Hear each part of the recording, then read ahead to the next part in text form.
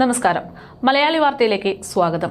അമേരിക്കയിൽ നിന്ന് 104 അനധികൃത കുടിയേറ്റക്കാരുമായി ഇന്ത്യയിലെത്തിയ US സൈനിക വിമാനം. ആ വിമാനത്തിലുണ്ടായിരുന്ന 104 ഇന്ത്യക്കാർ ജീവിക്കാൻ വേണ്ടി കരകയറിയ ഒരുപറ്റം മനുഷ്യരായിരുന്നു അവരിൽ പലരും. അവരുമായി ബന്ധപ്പെട്ടിട്ടുള്ള കൂടുതൽ വിവരങ്ങൾ പുറത്തു വന്നുകൊണ്ടിരിക്കുന്ന മണിക്കൂറുകളാണ് ഇപ്പോൾ. ട്രംപുമായി സൗഹൃദ സന്ധിയിലാണ് ഇന്ത്യ എന്ന രാജ്യമെന്ന ആശ്വാസ വാർത്തകൾക്കിടയിലാണ് പെട്ടെന്ന് രാജ്യത്തെ ഞെട്ടിച്ചുകൊണ്ടുള്ള ട്രംപിന്റെ നടപടി ഉണ്ടാകുന്നത്. സാധാരണ വിമാനത്തിൽ പോലും അല്ല ഇത്തരത്തിൽ അവിടെ നിന്ന് ആളുകളെ ഇവിടെ എത്തിച്ചത്. US സൈനിക വിമാനത്തിലാണ് ഇന്ത്യയിലേക്ക് 104 അനധികൃത കുടിയേറ്റക്കാരെ എത്തിച്ചിരുന്നത്. അമേരിക്കയുടെ ആ നടപടി ഇന്ത്യയോട് കാണിക്കുന്ന കടുത്ത വിട്ടുവീഴ്ചയില്ലാത്ത നടപടി തന്നെയാണ് എന്ന പലതരത്തിലുള്ള അഭിപ്രായങ്ങൾ ഇപ്പോൾ ശക്തമാകുന്നുണ്ട്. ഇതിനിടയിലാണ് ആ യാത്രികരുടെ കൂടുതൽ വിവരങ്ങൾ കൂടെ പുറത്തു വന്നുകൊണ്ടിരിക്കുന്നത്. തികച്ചും ദയനീയമായി തോന്നുന്ന തരത്തിലുള്ള പല റിപ്പോർട്ടുകളും ഇക്കൂട്ടത്തിലുണ്ട്. അനധികൃത കുടിയേറ്റക്കാർ എന്ന് പറയുമ്പോഴും അവരിൽ പലരും ജോലി തേടി ഈ അടുത്ത കാലത്ത് US എത്തിച്ചേർന്നവരാണ് എന്നുള്ളതാണ് സൂചന. ലക്ഷക്കണക്കിന് രൂപ ചെലവിട്ടിട്ടാണ് ഇതിൽ പകുതിയിലധികം ആളുകളും അവിടെ എത്തിയിരിക്കുന്നത്. US സൈനിക വിമാനത്തിൽ ഇന്ത്യയിലേക്ക് തിരിച്ചയക്കപ്പെട്ട അനധികൃത കുടിയേറ്റക്കാർ ഇന്ത്യയിലെ ഏജന്റുമാർ വഴിയും വിദേശ ഏജൻസികൾ വഴിയുമാണ് പലരും അനധികൃത വഴിയിലൂടെ US-ലെത്തിയതെന്നും സൂചനയുണ്ട്. തിരിച്ചെത്തിയവരിൽ ഭൂരിഭാഗവും സമീപ മാസങ്ങളിൽ അവിടെ എത്തിച്ചേർന്നവരാണ്. പലരും അഭയത്തിനായി അപേക്ഷിച്ചിട്ടുമില്ല എന്നുള്ള വിവരങ്ങളും ഇതോടൊപ്പം തന്നെ പുറത്തു വന്നിട്ടുണ്ട്.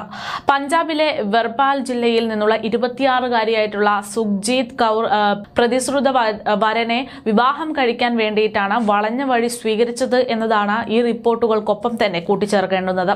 കഴിഞ്ഞ ദിവസം വിവാഹത്തിന് മുമ്പ് തന്നെ പിടിക്കപ്പെട്ടത് അവർക്ക് വലിയ തിരിച്ചടിയായി മാറിയിരിക്കുകയാണ്. പിതാവായിട്ടുള്ള കാബുൾ സിംഗ് ഇറ്റലിയിലാണ് താമസിക്കുന്നത്. അമ്മയും സഹോദരനുമാണ് പഞ്ചാബിലുള്ളത്.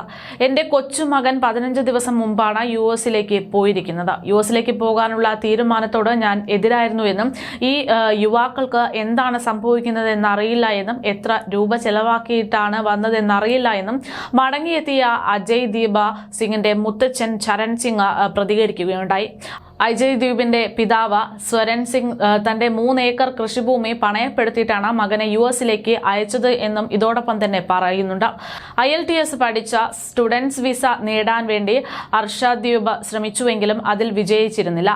ദുബായിൽ ട്രക്ക് ഡ്രൈവർ ജോലിക്കായി എത്തി അവിടെ നിന്നുള്ള ഏജന്റ് വഴിയാണ് ഇയാൾ US-ലേക്ക് കടന്നതെന്നാണ് പിതാവ് പറയുന്നത്.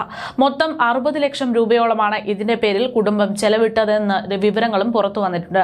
അംസറിലെ സലോംപൂർ ഗ്രാമത്തിൽ നിന്നുള്ള ദാലാർ സിംഗ് ഒരു മാസം മുമ്പാണ് US-ലേക്ക് ഇത്തരത്തിൽ തിരിച്ചത് എന്ന റിപ്പോർട്ടും പുറത്തു വന്നു. 2 മക്കളുടെ അച്ഛനായ ദാലാർ സിംഗ് നാട്ടിൽ ബസ് ഡ്രൈവറായി ജോലി ചെയ്യുകയായിരുന്നു. 30 ദിവസം മുമ്പാണ് 30 ലക്ഷത്തിനടുത്ത് ചെലവാക്കിക്കൊണ്ട് US-ലേക്ക് അയാളും കടന്നത് എന്നാണ് ബന്ധുക്കൾ പറയുന്നത്.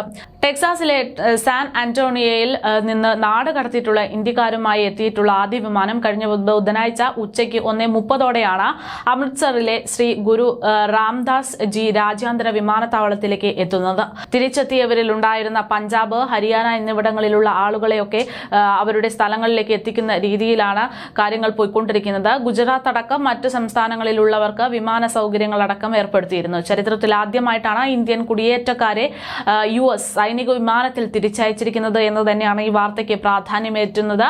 ഇതിനു മുമ്പ് 2024 ഒക്ടോബറിലാണ് അനധികൃത കുടിയേറ്റക്കാരെ ഇന്ത്യയിലേക്ക് തിരിച്ചയച്ചത്. അന്ന് ചാർട്ടേഡ് വിമാനത്തിലായിരുന്നു ഇന്ത്യക്കാർ നാട്ടിലേക്ക് തിരിച്ചെത്തിയത്. ഈ ഒരു സാഹചര്യത്തിൽ ഇത്തരത്തിൽ ആളുകളെ തിരിച്ചെത്തിക്കുന്നു എന്ന് പറഞ്ഞപ്പോൾ തന്നെ ഇന്ത്യ അവരെ ഏറ്റെടുത്തോളാം എന്ന് പറഞ്ഞിരുന്നു. പക്ഷെ അതൊന്നും കണക്കിലെടുക്കാതെ ട്രംപ് എടുത്ത കടുത്ത നടപടി ഇപ്പോൾ ഇന്ത്യയും അമേരിക്കയും തമ്മിലുള്ള ബന്ധത്തിൽ വലിയൊരു വിള്ളൽ വരുത്തിയിരിക്കുന്നു എന്ന റിപ്പോർട്ടും ഇതോടൊപ്പം തന്നെ പുറത്തു വരുന്നുണ്ട്.